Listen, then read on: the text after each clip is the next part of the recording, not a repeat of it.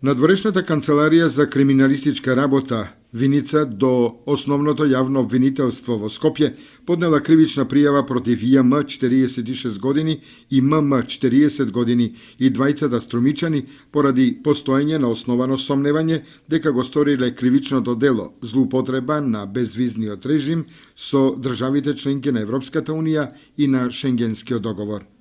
Според пријавата, двајцата осомничени при крајот на месец јануари годинава организирале патување на 3 лица државјани на Република Македонија во Република Германија, кои за да се стекнат со социјални и економски права, побарале азил и тоа го направиле спротивно на прописите на државите членки на Европската Унија и на Шенгенскиот договор.